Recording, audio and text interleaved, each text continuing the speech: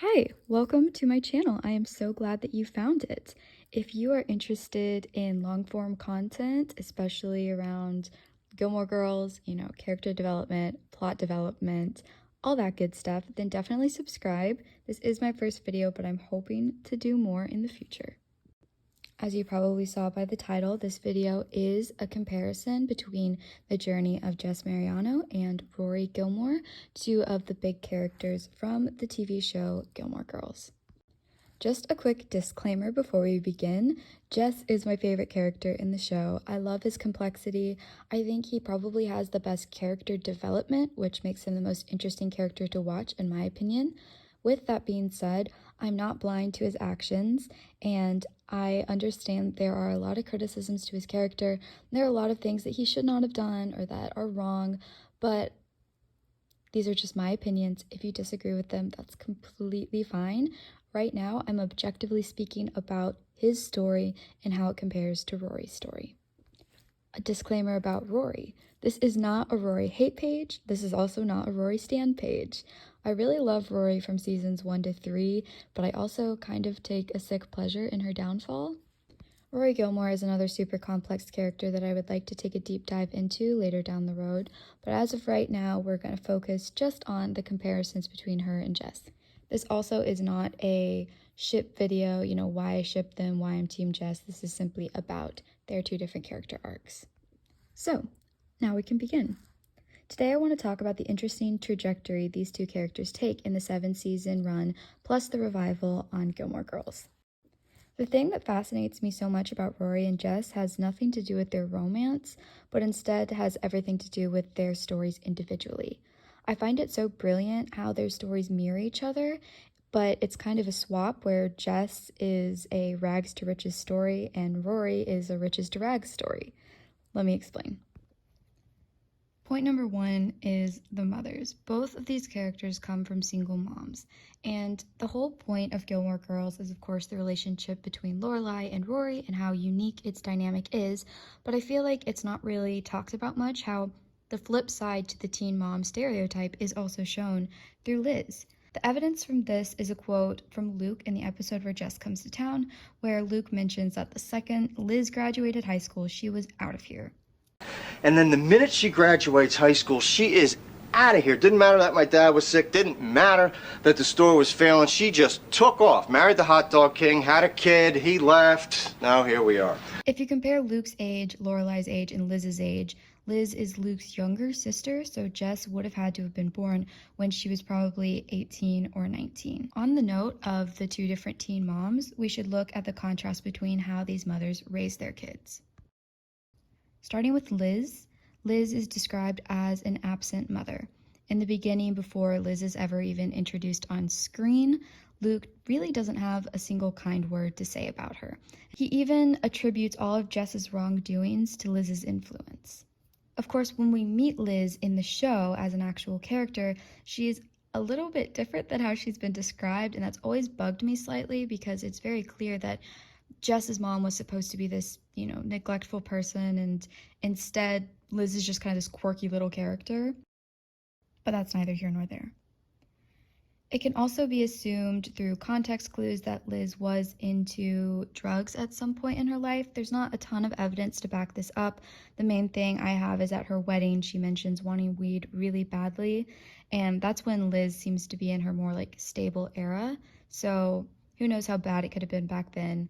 Luke has also alluded to some more crazy antics of Liz in that realm. What we do know is that Liz was never very stable.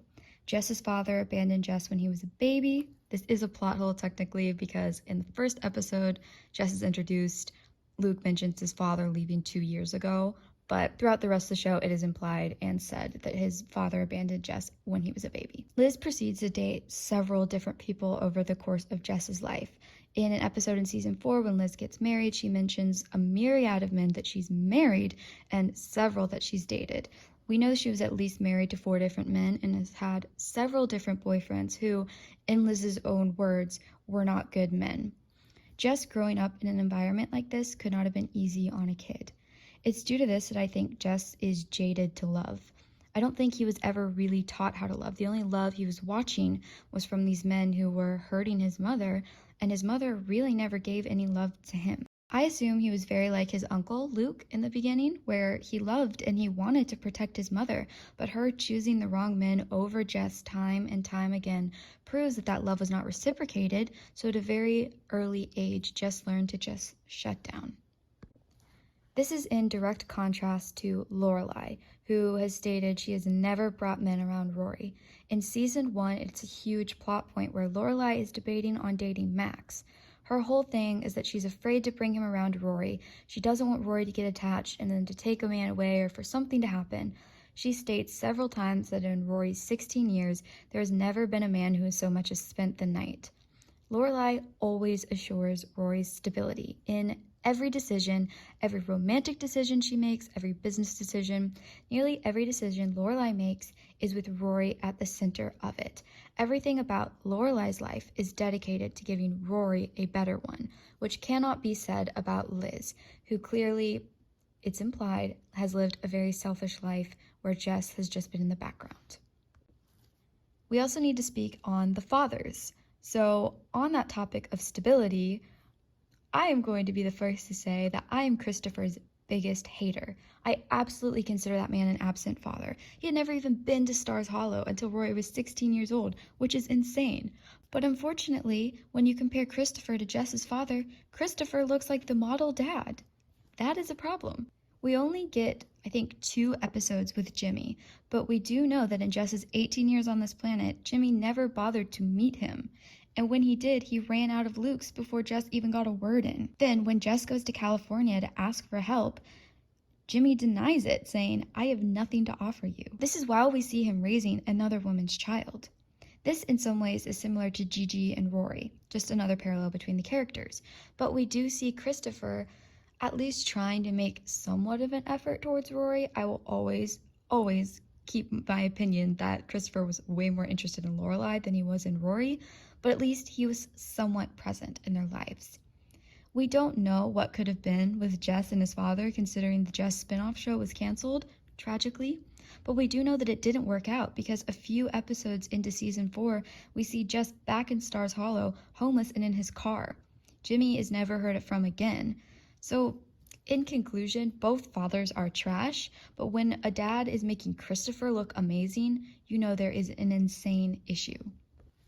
Now that we've got all of the similarities in their home life out of the way, let's get started on where the characters are when we meet them in Season 2. Season 2 is obviously when Jess is introduced to Stars Hollow. We've already had a season to get to know Rory, but we're just now getting to know Jess. Season 2 Rory, we start off the same as it was. She is the gem of Stars Hollow. She is on a fast track to go to college. She is the perfect boyfriend, perfect life. She is adored by everyone. Jess, on the other hand, is on a fast track to flunk out of school. His mom just kicked him out. The entire town, aside from Luke and Rory, all hate him. And I'm not being dramatic. They literally wanted to run him out of town with pitchforks for the fake murder prank, which we'll get into later. One thing that's always bothered me is that no one in Stars Hollow ever gave Jess a chance. Sure, he isn't the easiest to get along with, but they made it so near impossible for him to feel welcome, it's no wonder that he didn't want anything to do with any of them. Let's take his very first episode, for example. Lorelai invites Jess and Luke over as a welcome party to introduce him to Stars Hollow, which is cool and a nice idea, only that the only people at this party were Lorelai, Luke, Rory, Suki, and Jackson. No kids and some pretty quirky adults.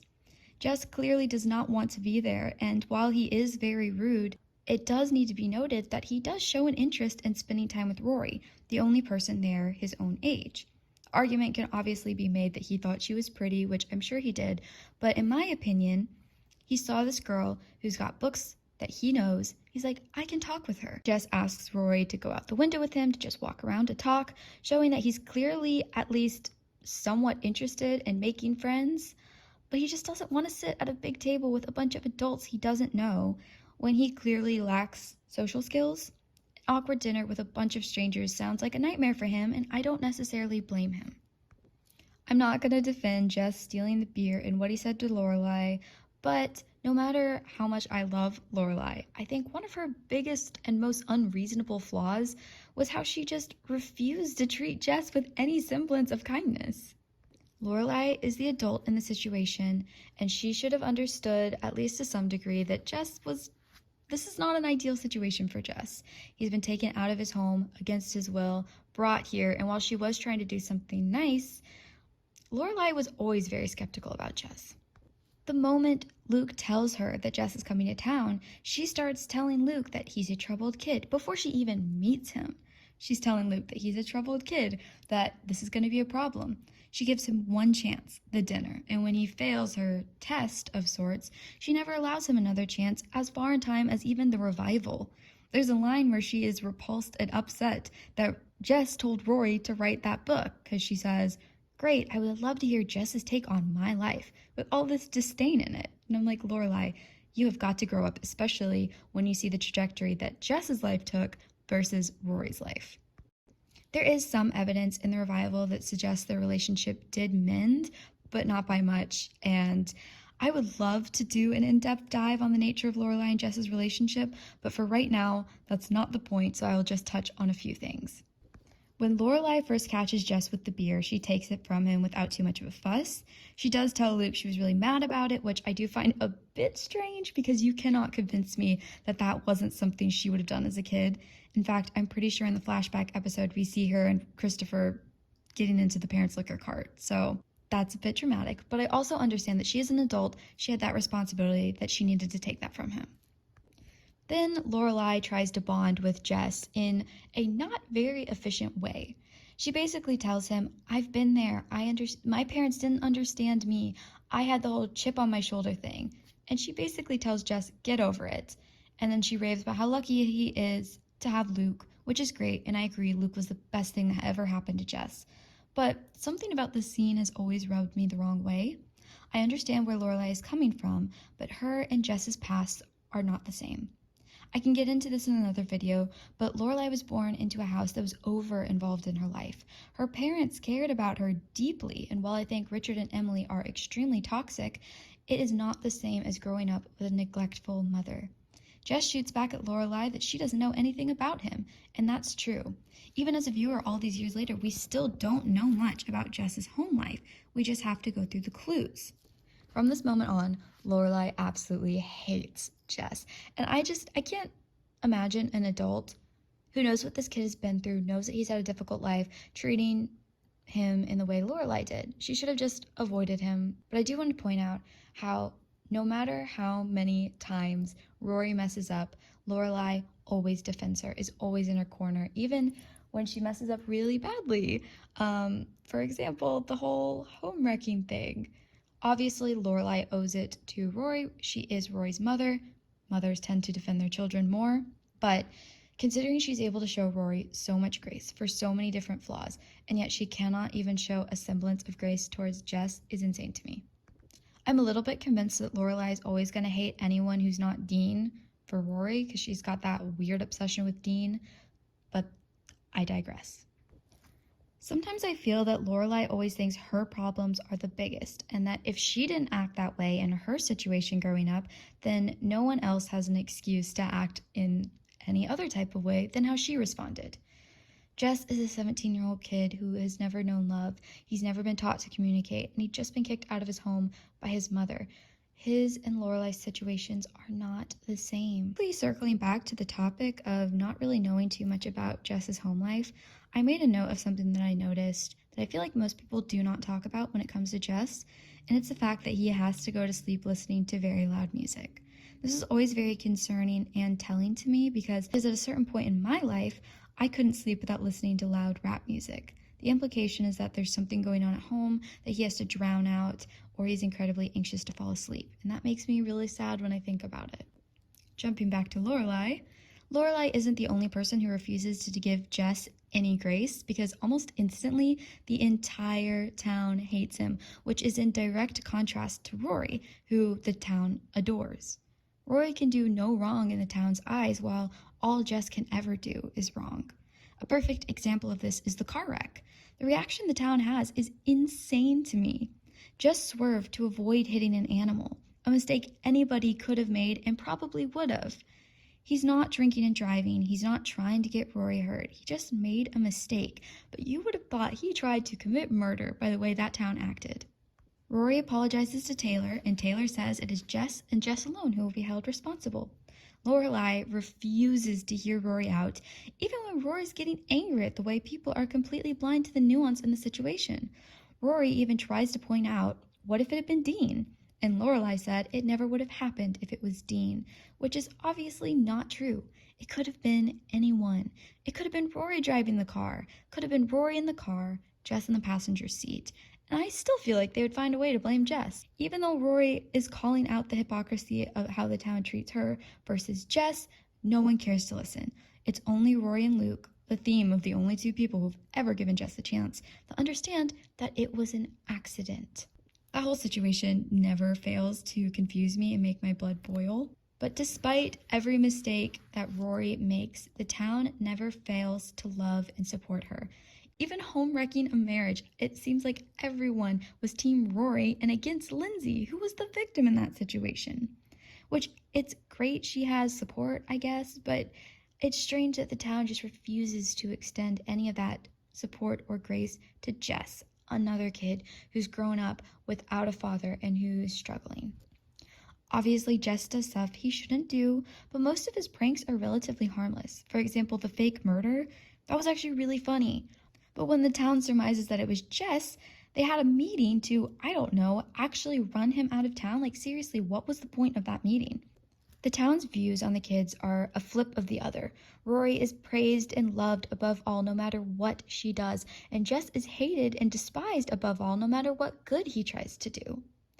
There's a lot I can say on Jess and his individual character and his development, and I would love to make a video purely on his character arc, but that's not what this video is about. It's about Rory and Jess, the girl who has every reason to make it, and the boy who has every reason to fail. Let's briefly touch on their education.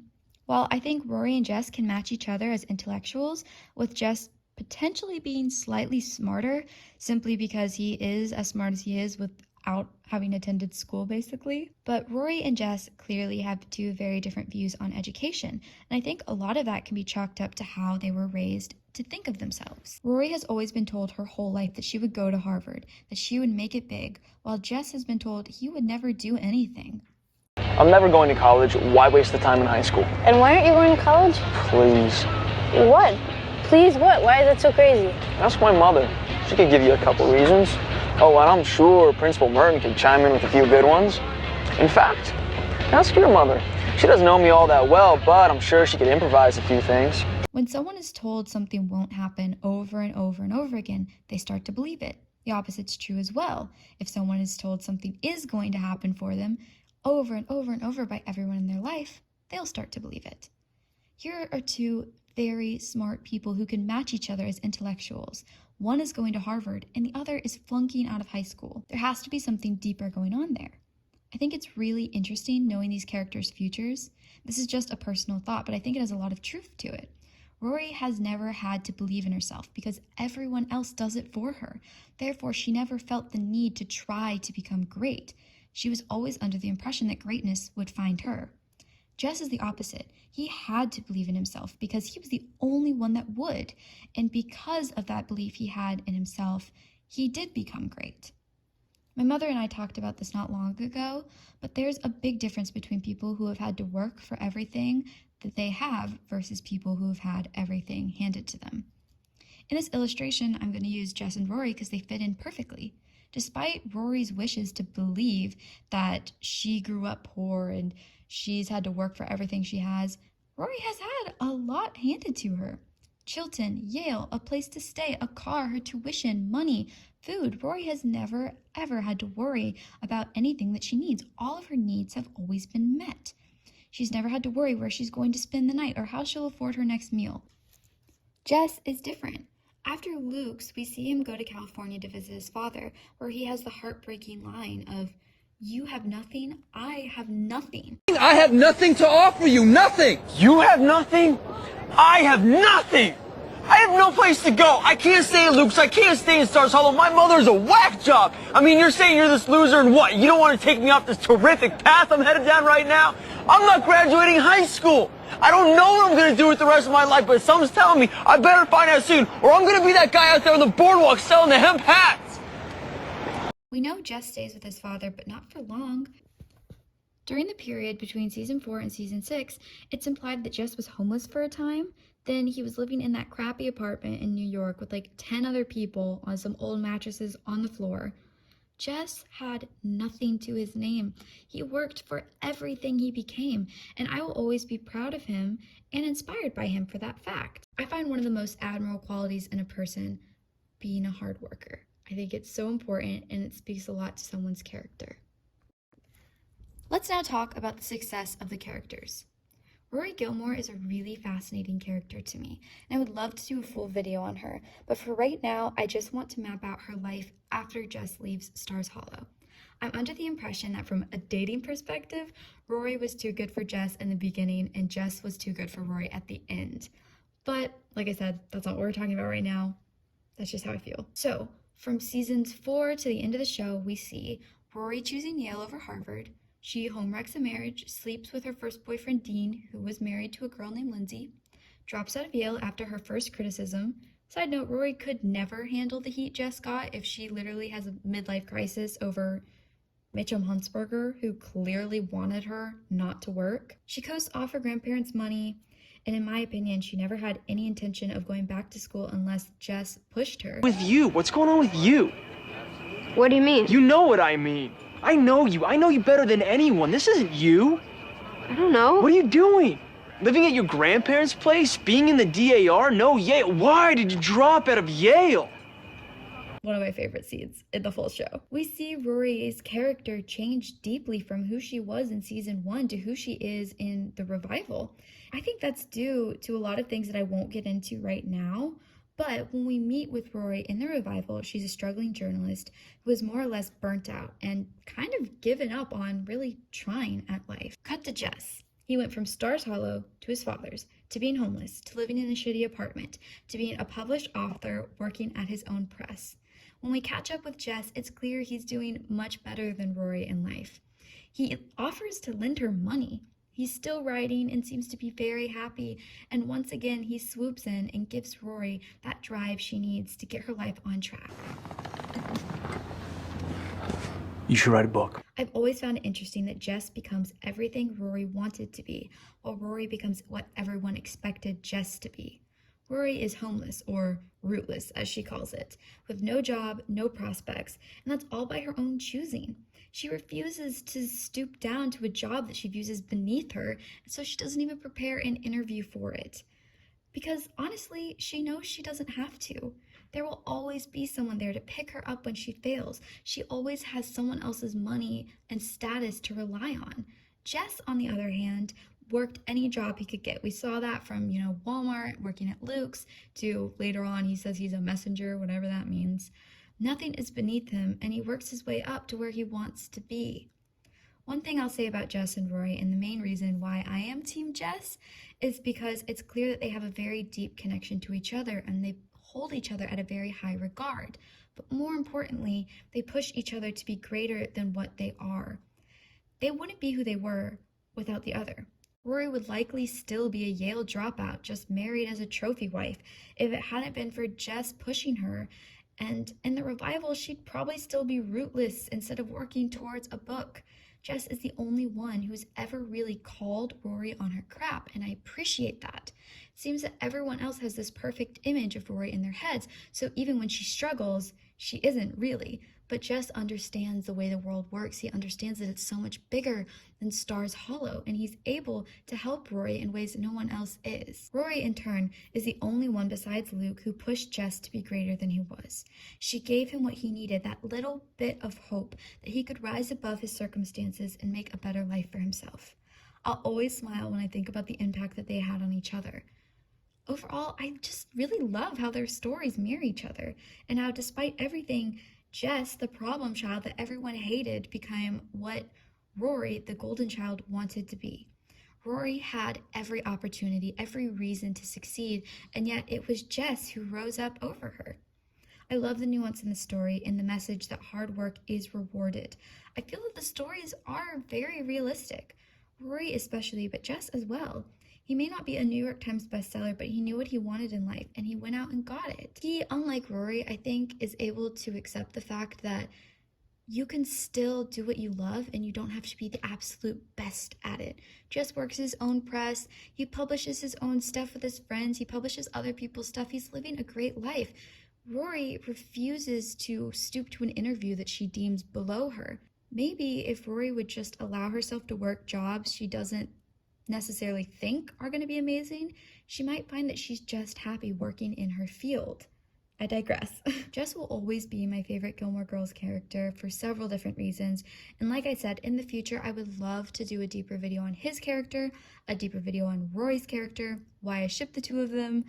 There's a whole bunch of ideas I have, so if you liked this video, please consider subscribing. I'm not really sure if I'll do any more if people aren't really interested, but I would love to if I get the chance. Thanks for watching. Bye.